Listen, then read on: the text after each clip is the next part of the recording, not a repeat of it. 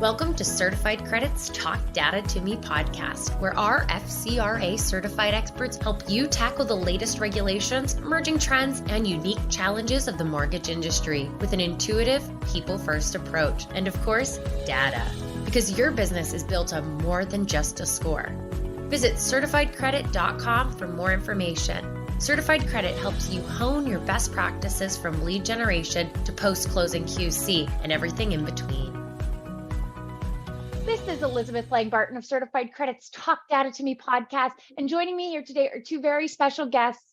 We have Jillian Sorensen, Vice President and Account Executive at Flagstar Bank. How are you, Jillian? I'm wonderful. Thanks so much for having me.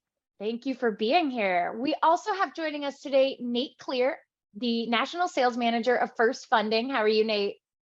Doing great. Thanks for having me. Yeah, absolutely. We're excited to have you here. And as always, we have a certified credit team member, Paul Robinson. Paul is our Vice President of Sales. How are you, Paul? Good. How are you, Allie? Good. Thanks for joining us today. Thanks for having me. So guys, today we're having a very important discussion about undisclosed liabilities and repurchase demands. And we know that from your experience, there has been a couple of hiccups along the line for brokers that are going through the process of underwriting. You know, they may not have that credit refresh at the end. There may be an issue with an undisclosed liability. So let's just start at the beginning. When evaluating a borrower's ability to repay their mortgage, it's critical for a lender to assess the risk of each mortgage that's originated. But we also know that this issue not only impacts the lender, but it also impacts brokers and non-delegates. So Nate, from your perspective, let's just start with the basics. What is considered an undisclosed liability or debt?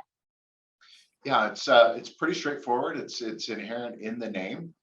So it's essentially any debts that the borrower has outside of what was originally disclosed at the time that the application was taken. So just because you had X debts today when you originally took your application, any additional debt that you take on during the underwriting process of that loan, all the way up to and through closing, those could be considered undisclosed debts. Those are debts that you should disclose to the lender if you're the consumer taking out that loan. In that same way, that's why it's so important that brokers and lenders in any given transaction are continuing that dialogue with their borrowers so that they know that they need to disclose that to them.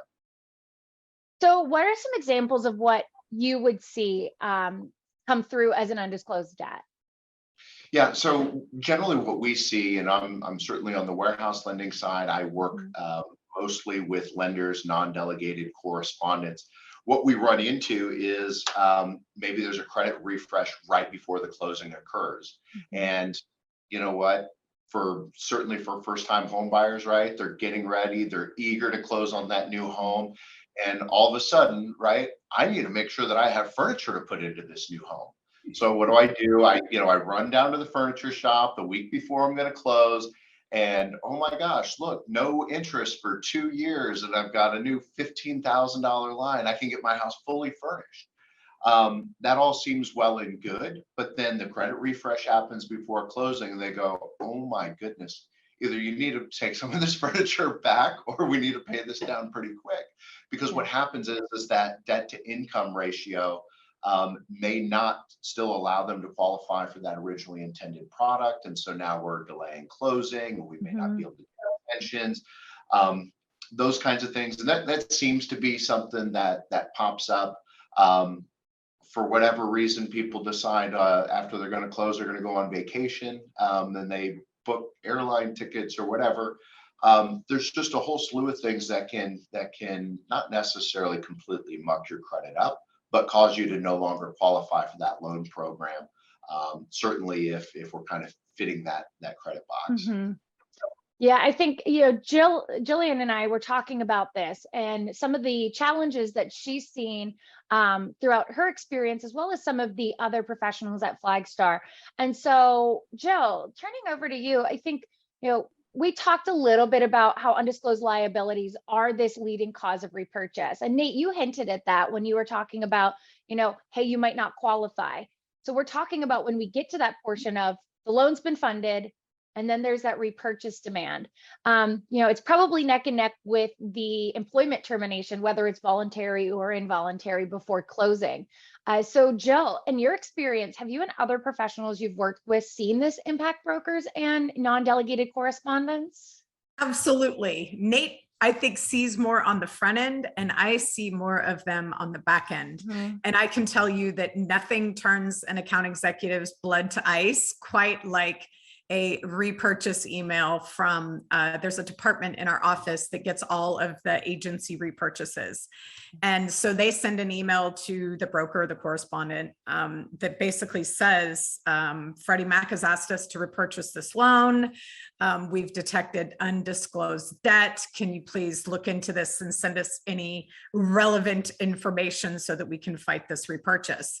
And 50% at least of those repurchase demands are related to undisclosed liabilities. And it's never the same story. I mean, I would think it's more often furniture, but I've seen everything from one day before closing, borrower took out a $3 million commercial debt that they're guaranteeing personally.